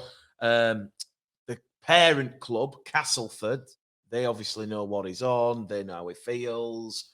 Ultimately, it's for them to facilitate that deal and get Jacob to sign. Obviously, yeah, listen. It sometimes it is what it is, and you look at Cass, and then we look, like I said, Radders, what a journey he's going to do. I'll tell people a little bit, which I don't get me in trouble. I can remember about 3 or 4 weeks ago, and I got quite a few comments about Truey's form. And this is typical stupid, ignorant people. I said, what? A lad who's just had back surgery, and knowing a new coach, and they don't know. And I said, but watch, because he likes Lee. Watch what happens, because he likes this, Last 3 or 4 weeks, Joey's been dancing again, and everyone, Mick, you won't believe how they can flick that. I'm not kidding you. Joe's learning this now. You couldn't have got Truey 5 weeks ago to a champ one. Oh, he's gone. His back's not right. He's lost his confidence. Can't talk. He don't want to take line on. And then now, last week, he's linked with Leeds. He's linked with here. He's linked here. I said, what do you mean? 5 weeks ago, you didn't want to link him with Bradford. No against him, Bradford, but he didn't. They were saying that many bad things. I'm like, mate, pack it in. I had some conversations like that where you're just talking rugby and some of them, oh, he can't go to a big club. But look at the way he's playing, and it's just shocking, isn't it? Shocking how keyboard warriors. Well, it is. It's just shocking, isn't it? I watch it too much lately. It's weird. Jack Walker's had the same at Leeds. Jack Walker's come off 18 months off for injury. Yeah. Give him time. Let him show people what he can do. He's just starting to do it now. You watch him change the mind in 3 weeks when he goes through line a couple of times and they go, oh my God, here we go. It's just, and again, I'll go back. Let's make it about them plays. And listen, say Jack Walker, Truey, Lewis Dodds, Mikey Lewis, whatever, Morgan Gannon. Let's say they move from one club to the Mick, or they might go to, as long as that's what the sport's going to be about. What gets more headlines?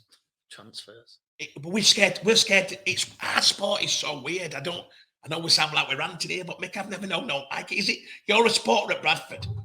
If Rowan Mills gets linked with Leeds Rhinos, are you sad or are you happy for player? Or is it all about what Bradford think? Is it? Or are you not bothered about the game? The fans think team, don't they? As a fan, not another thing. I can't really answer that question because you've lost some great players at Bradford, haven't you? Yeah, you don't need to remind the people who are watching the show. Fans think about the team only, potentially, Bradford are about to regain a couple. Hey, but are you happy that John Bateman went the NRL and played? Are you happy? Are you still sad he didn't stay? No. Look, John Bateman, where Bradford were at that particular moment in time, and I've said this before, like the Burgess twins and Sam, they outgrew the club. The club could not match their ambitions, and that's no disrespect to Bradford. But are you proud to be a Bradford? 100%. That's what I'm saying. As a Bradfordian, to go to the NRL and do what John's done, that's immense civic pride. Not for fans. No, I'll disagree with you. I guess I'm out of the sport. Well, you've got your top fan there. He's been at it since you were a kid. I don't get it. You've never been. He's been, and he's saying he is proud. Well, I am for John Bateman's point of view. Are you on about Joey Lewis? No, I'm on about as a fan. What did Mick do as soon as you said, "Oh, don't remind me"? Fans are bothered about the club. Yes. But eventually, if that player goes on to play for, you're talking about John Bateman. You're not talking about some of them that left and maybe shouldn't have and all that. That'd be different for me then, isn't it? That I don't get that engrossed in the sport. In what the player becomes. You know what I mean? I think if a player moves and you're sad, but how many times have we seen a player move, Mick? And 3 weeks later, new player comes in, and you never get that. I've seen that happen that many times. You go, oh no, and he's a bit better than him. That's part of the fun. That's part of the fun of being a fan, though, isn't it? Exactly. It is. Fun of being. It is. Right, let's move on to the Championship. We've done Super League, a little bit on realignment. We want to make it about the players. We want to make it about. We got 10 minutes left. The fantastic. You've left the Championship for the final 10 minutes. Bloody hell. No surprise, really. The Championship, for mine, more competitive than the Super League. You look at York in third, and I put this point on Twitter earlier on this week. York in third, Halifax in 10th. There's just 4 points separated, a cluster of 8 clubs. It's unbelievable. No real surprise to see Featherstone, the early pace setters. I am surprised that they did drop points against Batley, and obviously Lee, since that round 2 defeat against Featherstone, they're now on, I do believe, if you include the Challenge Cup, prior to that defeat against Ulster Rovers, they'd won 7 on the bounce. So, it's basically although we've not been doing the full 80 minutes, me and Craig have been messaging and talking, and it's effectively what we thought it would be, which is a 2-horse race. And that's probably not going to come as a surprise because Mark Campbell, Featherstone over 1 million, Derek and Lee, they're over 1 million. I was talking to, messaging Derek the other day. He's saying he's looking in the NRL to strengthen. He doesn't feel Lee needs to strengthen immediately. But, on the horizon in July, we've got the Summer Bash, which, of course, is Lee versus Featherstone, a huge game. So probably expect some new recruitments or potentially a recruit in time for that one. But if you isolate Lee and Featherstone, that Championship is wide open, as we've just said. You've got 8 clubs and just 2 games between them. You've got the York City Knights turning their early slump around. You've got Sheffield, in my opinion, one of the surprise packages, alongside Barrow. Barrow 4th in the table. Newcastle, they're back in the 6 after the win against Widnes on Monday. You've got Bradford in the top 6. Had a bit of an inconsistent start with those back-to-back defeats against Sheffield and Lee. They're now won 3 on the bounce. Below Bradford, you've got your Halifax, Widnes on a little bit of a downward spiral. Look, the Championship's a fantastic competition. And for mine, Craig, and I'm not just saying this lightly because I live and breathe the Championship, I just think it's more competitive than Super League. I think there's more drama and more amazing stories in the Championship. Who's going up? You can't go further than them 2. No, we've got to be realistic. We've got to be realistic. I said this to you earlier on. Will the other clubs? Better get that off the camera. Will the other clubs? Will the other clubs? Will the other? I threw me that. Will the other clubs? If I were the other clubs, Mick, I'd pull the budgets back. Because if you challenge them and throw the budget at it, and then afterwards, if you bankrupt your club because you chase these two, you're in big trouble. I think the other clubs are just sat back going, and will anybody pull the trigger to chase them? Will Bradford pull the trigger? Will York pull the trigger? No. Not this year. Well, it'd be ridiculous. Not this Not, year. It'd be not, ridiculous not, to win it. and this And is. if they go 2 leagues, they've done the right thing. But the fans should be told. This is my only thing for that. These fans should be told that, hey, these two are blowing the brain. You know, big money's gone into these two. They've both got massive ambition. They've both got great chairman. They're both going to go for it. What we need to do is just guff and make sure we've got things in place for the next 3 years at our clubs. I'd be recruiting now, Mick, for the next 3 years at all them clubs. Because if you go and try and take these two on, I think they're 25 points better than anybody on the day. But I don't think anyone is trying to take them on. Well, if you've spent 600 grand, I think Newcastle won't be far off. 500 grand. Bradford. Nigel Wood has said Bradford are around £400,000. Wow. We know from speaking to Ian Crode, Halifax a Around similar, that. So a Joe, similar amount. they have spent And it. yeah, when they I've spent a bit spoken, before the season, didn't they? Yeah. But obviously now at No, this no, point, But I think Crowley do it tomorrow. I think Halifax should say, hey, what if we get them off in a one-off game? I'd be very careful with that because I can't see that. oh, that would be I crazy. think York are wouldn't it? doing the right thing. York seemed to me to be $250,000. We're not moving. Fordy's been told he's not bringing this in. no, and that's the right way to go, Craig, because Mark Sawyer, prior to the season, they genuinely thought this year was going to be the year of change and remodelling, restructuring, where you're potentially going to have to be in a top 8 to get into that second Super League 2, second lot of 10. So, you know, Dewsbury, heavily recruited. We've seen other clubs like Halifax heavily recruit. They genuinely thought this was going to happen. And now they know that they've got another 12 months down the line. It's going to be next season, 2023, because at the end of that year, that's where I think if you're not in that top 8, and this will all come out, it's got to come out by the summer, because I think the RFL and Super League and this new RFL commercial, they've got to come out and they've got to make it clear. They've got to give them 18 months notice. You've got to get your house in order, you know, get ready for this, because if you're not in those positions, and I know IMG might decide to go down a sort of licensed route with some of the clubs, because, you know, if you're IMG and you're buying an equitable stake in the Sport of Rugby League, you know, you would not want to have a big club that misses out on being in that second lot of 10 or even that first Super League 10, should Leeds, heaven forbid, get relegated this year, if that makes sense. But definitely, Craig. Change the rules. Definitely, Craig. No, they won't change the rules. I don't think they can do. They didn't change the rules in 2014 when they lost Bradford. Do we think they changed and the they lost rules? London. No, they would not, No, Craig. no. I don't think they can, Craig, I tell you what, put your hand down and look forward to visiting Bradford, Batley and Barrow next year. But no, look, let's be brutally honest. Let's be brutally honest now. You're right, Craig. If we are looking and talking Moneyball and we're looking at cap spend, can York, Bradford, Halifax, Widnes, Newcastle No, it's ridiculous. compete with Lee and Featherstone based on what they're spending? No, in nowhere a near. one-off game, and we very nearly Yes. saw that. We very nearly saw that, and I like 2 games here. Batley against Yeah. Featherstone the other week, Featherstone's first drop point of the season, and Bradford against Lee in the Challenge Cup at odds. So Would you put, in a would you one-off put your game, club in at a risk for one-off that? game. No, I'm not saying Nigel would put the Bradford Bulls at risk, or Kevin Nichols, who's very financially prudent, would put the Batley Bulldogs at risk. But what I'm saying, Craig, what those 2 games show is that the championship on the day is a very competitive division. And like we say, Bradford, they were only 2 minutes away from a famous Challenge Cup win, because everybody said Lee are coming here. Bradford were depleted on numbers. And, you know, that was a very spirited Bradford performance. But Mick, you're Probably missing the the better point. team. You're missing the point. Batley again, you know, a couple of misconversions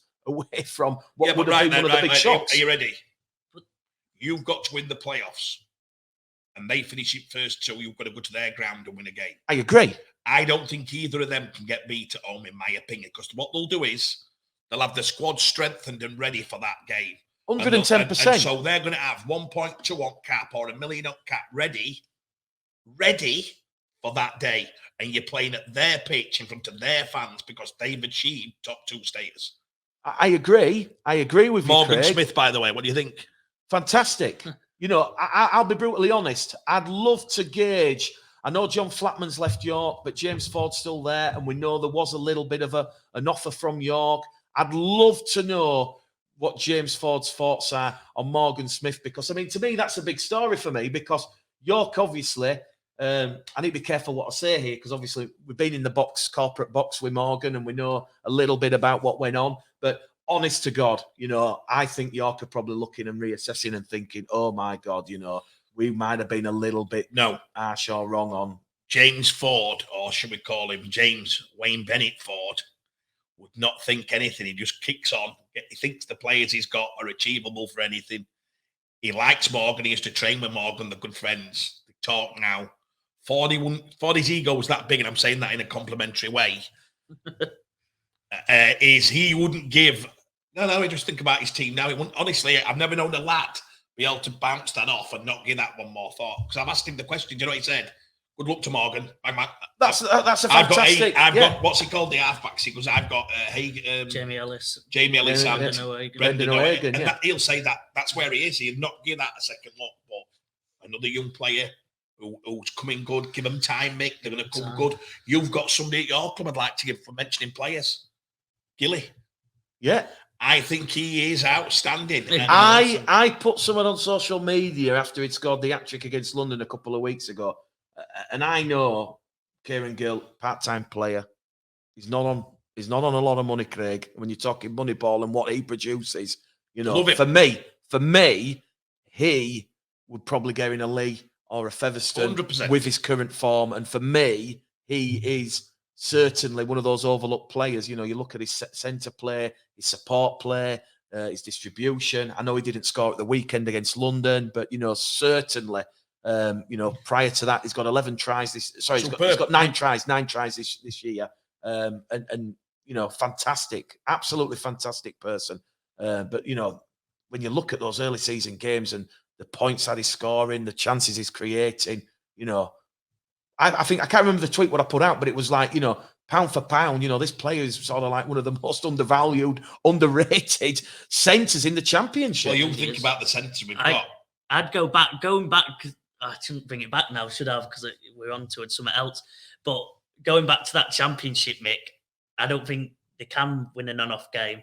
I think there's only 2 teams in that. I don't think in a one-off game, in the £1 million game, I don't think anyone else would stand and history based on what happened in the playoffs last year dictates that, because Batley went to Toulouse and lost by 50. Halifax went to Featherstone and lost by 40. So again, the point that you're trying to make, Craig, is yes, maybe Nigel Wood, maybe Ian Crode, maybe Kevin Nichols, maybe they should come out. Maybe they should come out and say, 100%. Look, this year, is a transitional year. It's a holding year. I know it's not going to sell season tickets and it might be perceived as being negative, but I think fans probably deserve a bit of realism 100%. And honesty in saying it will only be negative if they don't do that. If they bring in a load of young players and say this is our future, that's surely positive in it. If they go, they still want does Rugby League still want the 32-year-old? I mean, the worry is in all of this, if Toulouse survive and you do get, I mean, look, let's be brutally honest. Your bottom 4, you've got a Warrington in there, you've got a Hulkingston Rovers, you've got a Castleford, you've got a Leeds. If one of those big clubs goes through that trap door, well, they're in the Championship next year. So it is a very fine comb situation, Craig, whereas we know the restructuring is going to happen, and those Championship chairmen will make no secret. They've been told by Ralph Rimmer it is happening. They just don't know when and where and what it's actually going to look like. Here's one for you, though. Back to Championship. We'll try and promote the Championship the best we can.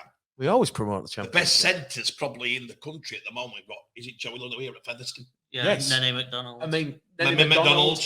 Gilly. Like I say, Craig. We look at Newcastle have got a young lad called Evan.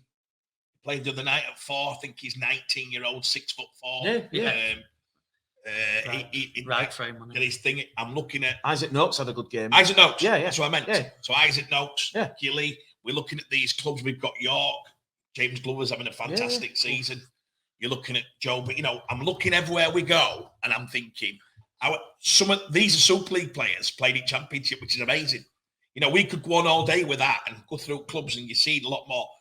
The young fullback at Batley, who you had, Luke Cooley looks every bit right up there with anything you're watching. So I'm more bothered about when you've just said about supporters. I agree. but be excited about the players you've got coming, and and let's unearth some gems. Let's unearth some. You're watching Barra. I watched that Barra game. You're looking at the winger. What's the T. Ritson, yeah. Unbelievable. 11 tries. Come on. He looks as fast as... You're looking now, and sorry for leaving players out, I might say. And fair play to Barrow and Paul Carey. They're playing like St. Helens in the Championship. Yeah. On Sunday, they come to Odsal. Massive 4-pointer already in the season. Because if Barrow win that, they're potentially... Barrow, they're on 9, Bradford on 8. You're putting 2 games ahead so early on in the season, and we know they had the defeat against Batley, but yeah, T. Ritson, absolutely fantastic, Craig, and the way Barrow and Paul Carey has instilled that enthusiasm, that togetherness, that spirit, they are, for mine, the standout club in the Championship this year. You can make a case for Sheffield, knowing what Mark Aston's got to spend. Moneyball, again, Sheffield would be above that. Barrow would be above that, the 4th in the table. I can't wait for Barrow to host a Featherstone or a Lee, because I think that will be a big indicator, because none of those teams are going to enjoy going up to Craven Park. We deal with a lot of clubs, and one of the best thing which Joe's learned doing this job, if I ask Joe to say his best area for rugby league and the way they treat the players and the way they treat him as a young lad in the sport, well, like I said, for his son, I have a feeling he'd say... What? Who's been the area? Which is the area? Oh yeah. So you're dealing with Championship. Cumbria. Joe would say every single conversation I've had with the Cumbria Cubs is positive. It's vibrant. It's a pleasure. It's a pleasure. They're just nice people, and it's a nice environment. And that's from a young man in a sport who's looking to make a name for himself. And he stood Dad Cumbria, and I said, Joe, it's been like that for a bit. They just treat people better. They haven't got the negative hanging around the neck. They're not, you know what I mean? They haven't got that. We took a young player to Cass. How many games did he play, Kieran? I think he had 2 pre-season or 3 pre-season appearances. He's now at Cass on loan to Whitehaven. And that's what this game's about. This kid's 6'5", come from Newcastle, 110 kilos, fast twitch. Joe was showing me footage. I'm like, oh my God. You're looking and getting unbelievable. We've got some Super League players. I bet we've got 30 Championship players this year who could play Super League next year. Wow. So if you're out there recruiting, get to the Championship games, get your pen and paper out and get some graft done, because they're sticking out at you. I get clubs a lot in Super League, and they've got to feed their academies. We've got to keep that feeder system's got to happen. You'll know it more than anybody being a Bradford custodian. But also get to Championship, and Championship get to Champ 1, and let's get people out there. And let's make these players. Every week on this show now, we're going to make a big thing on the players. 100%. We should just keep promoting. And hopefully, I know you can't see the famous whiteboard that I'm looking at here. Hopefully, we can get Don't turn it off. Hopefully, we can get some of those players on the show, because we do want to make the full 80 minutes on Show Me the Money. Rugby League TV on YouTube. I promise people who are listening, Mick, we will have players on every week. It's been a bit of a quick one, and we're towards the end of the full 80, we stop the players, and we need to get back to what we got a bit political, which I'll hold my hand up for. But let them have their own voice and let them come in.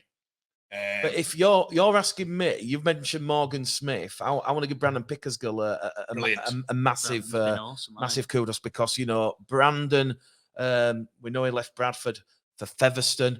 We all know what he was doing at Bradford. Fantastic support player, and we're now just seeing the evolution under Brian McDermott. And I don't say this lightly. For me, Brandon Pickersgill, to see him in Super League with either Featherstone or a Super League club, that would match anything like with Rowan Milnes going, Ethan Ryan, Matty Staunton, Jake Truman, Cameron Scott. Honestly, fantastic. And you know what?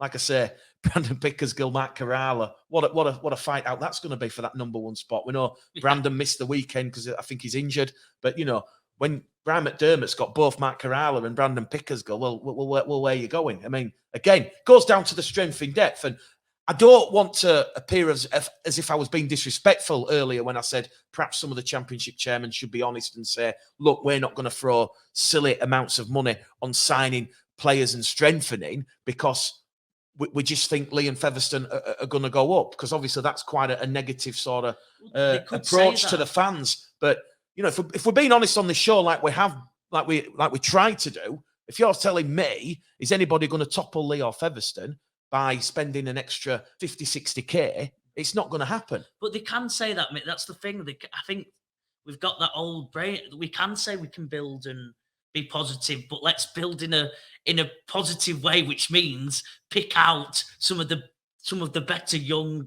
Super League players or some of the better lower League One. League One's got some brilliant young players in who have just sadly fell out, and let's give them a chance. Let's build a culture that is going to last 3 or 4 years with some of the best. Clubs have got to sell it on the best players. That's what it all comes down to. This I one. think they say strengthening is in building and buying a 29-year-old who's worth 60k on the contract. Let's give a 22-year-old who's worth 15k and you've got him for 5 years. Grand Prix. Lewis Hamilton, Max Verstappen. You know, Mick Schumacher. There you go. What car do they drive? Well, Mick Schumacher. Lewis Hamilton drives a Mercedes. Hey, you said Michael Schumacher. What did he drive for? Ferrari, wasn't it? Ferrari, and before that, the one that. I was just going to say, Craig. Obviously, you're in tune with the championship chairman. Are you detecting any kind of? We'll try and we're not like I've tried to explain this weekend. We know there is potentially a situation where Bradford may strengthen and get a couple of former players back on board. Don't take that as gospel, by the way, because obviously things may or may not play out. Simple to you, Newcastle are the only club I could see throwing another 150,000 into the pot if they got in that 4. Would they throw 150 grand? Yes. They've got the money to Seymour, yes, Seymour Curdy, of course. He's got the money to it. The rest will stay well away, in my humble opinion. If Newcastle get a run on and they go top 4, they will throw the kitchen sink at lightly. They probably bring 2 or 3 Super League big hitters who might want to drop out, pay them up, get them in. So there'll be Newcastle. If Newcastle can get there, they'd be dangerous because they would have financial input to be able to go $250,000 like that because it's already sat in the budget. In terms of, well, no, listen. I totally agree, and you know it's good to see Newcastle Thunder back in the top 6. Widnes again, they started like a house on fire, surprised a few. They're now on the way, and they had that bad defeat at home against Barrow. Again, we're talking Barrow up. One thing, when I spoke to Simon Johnson from the RFL, and hopefully... You quoted him about 4 times today, so is he your new Ralph Rimmer? No. Am I right there? No. He used to go, Ralph Rimmer has said... When I was talking, well, what we'll do is, who is this Simon John? Whoa. He's the chairman of the Rugby Football League. Oh, you dropped Ralph. No. You dropped Ralph. No. Listen. He's not good to him. Listen, me and Ralph still WhatsApp each other. Yeah. But look, what I was just going to say is I did do an interview with Simon Johnson, so we'll try and get it on YouTube, or we'll try and, obviously, this is the first show back. We do want are we getting Danny Maguire this week, or we're getting him next week, Craig? We will do it after the show because, now we're going to pre-record some things now. So I think we're going to try and show up. I wanted to say one thing about pick a shirt out. Oh, yeah, pick a shirt. Because what I'm going to do, Sam, after this is I'd like Mick to do a little thing and we'll put a free shirt signed. For you've got to be subscribed to. I'll let Mick do that to our channel. Yeah. But at the end, and every week, we'll throw something in, either tickets to a game or a top. So Mick can do that after in a minute. But pick a shirt, Mick. I'm going to tell you a story about that shirt. Right. Any shirt. Any shirt. Right. We'll go for this one down here. I don't know whose this is. Oh. This could be hard. Number 22. Now that I'll be honest, I have no idea who that is, Craig. I think it's very small, this one, but I think this could be. It says Allen on Danny the back. Allen for Leeds. So a little thing on Danny quickly is Danny was one of the best prospects in the UK at 18-17, Mick.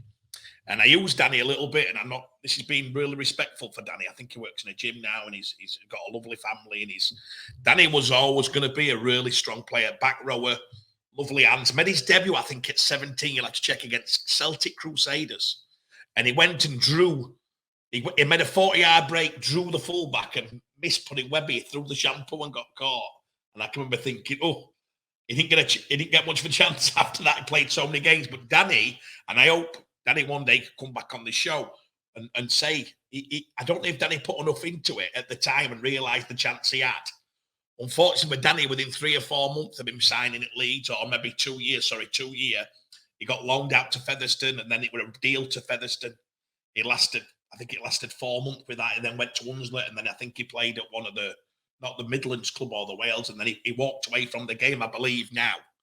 But Danny, I'd love to speak to somebody like Danny to say, would he change anything from that Danny who got that chance as a 17, 18-year-old lad against a young lad now? Would Danny be great to say, you know what, I probably had other priorities. I probably took for granted that I had this chance at Leeds Rhinos. I think Danny, 18th man for grand final, at a young age, he was the England player.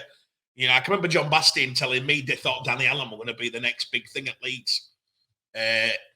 One day, we'll hopefully, like from this show, we'll try and get Danny on maybe one day, and it might help to see what. Because I used to think with Danny, he had all the ability, but I don't know if he took the chance he had. And I wonder if he'd be looking back thinking, wow, we say a lot, we don't want to be that person in the pub telling everyone they were the best footballer you've ever seen, and you should have seen me, and then he did take that chance. So along this shirt, we've got a lot of signed shirts here off the lads. There's some legendary ones, but that one's Danny Allen. Yeah, so every week we'll do a little story on the shirt.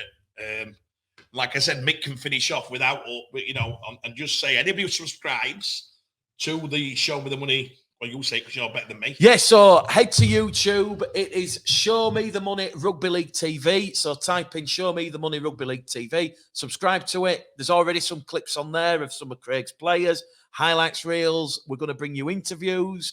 We might bring you a couple of comical videos with us on the basketball court. What we'll try and do is emulate the Stig on Top Gear. We'll try and set the ball rolling with some basketball style challenges, and we'll see who the best basketball player is in the sport of rugby league. We know that Corey Hall has been round here, Liam Tyndall, and they've been on the basketball court. But listen, look, it's great to be back, and ultimately we wanted to bring the show back. It has taken a little bit longer than anticipated. I've had to certainly calm down on the wild nights out, as is young Jeremy here. But no, it feels good to be back. And like I say, it's the Challenge Cup this weekend. You can catch all 4 games on the television. It starts on Friday evening, Hulkington Rovers against Castleford. That one's on Premier Sports. Saturday, I'm really looking forward to this one. Catalan Dragons against St. Helens. They met in round 1. It was very fiery. We all remember what happened in the grand final last year. Was it a penalty try? Should it have been given? Yes or no? Obviously, on the Sunday, you've then got Wakefield against Wigan. That'll be a huge test of Willie Poaching, and hopefully for Wigan's sake and Matty Pete's sake, the rumours down under are false, and Jai Field's not going to jump for the money and go back, but I suspect he will do. And then it's Huddersfield against Hull FC. Another fantastic, fascinating game, because I tell you what, Hull FC were a bit hot and cold at the start of the season, and all of a sudden Luke Gale's back, and they very nearly beat Wigan at the DW Stadium on Friday evening. Fantastic, it's good. And of course there's the Championship this weekend, a couple of games there, none more so than Bradford versus Barrow. So if you're struggling for something to do on Sunday, go there. And of course, League One's back. I know we've not really focused too much on League One, but we've got we will. And this year, what we're going to tend to do is get the ladies' game on. We've already got some ladies who are going to come on, and who are current Super League players, and going to come on the show. Yeah. Probably do that as quick as we can, and hopefully we get their games fixtures out and promote them a lot better. Yeah, no, 110%, Craig, 110%. And just a quick one on League One. You've got Swinton undefeated, Keighley undefeated, North Wales Crusaders undefeated. Cornwall finally played their first game on Saturday evening. So Eric Perez and the Cornwall Rugby League Club are up and running. Well, one of Joe's players has just been asked to go on loan there. We'll not mention it because he might be getting in trouble, but he's mentioned it. So there'll be a good player going there to Cornwall, and we think a lot of him. So get ready. Yeah. I know the Bradford fans are probably saying, well, what's going on at Bradford with potentially? Stop it, Mick. Yeah. We'll have some more news maybe next week. But look, it's good to be back, and yeah, listen, keep supporting us on the podcasts. I think we'll be on YouTube. Hopefully back on Spotify. Hopefully you can find us, and hopefully you enjoy. We know we're not doing it live at this moment in time, but as always is the case, we can put a tweet out, we can put a Facebook post out. If you, our loyal listeners, have got any questions or you want us to discuss any topics, please get in touch with the show, and we'll be glad. We might have to end up writing down your questions and comments, but we'll certainly answer them. But yeah, it feels good to be back. Thank you. Thank you very much.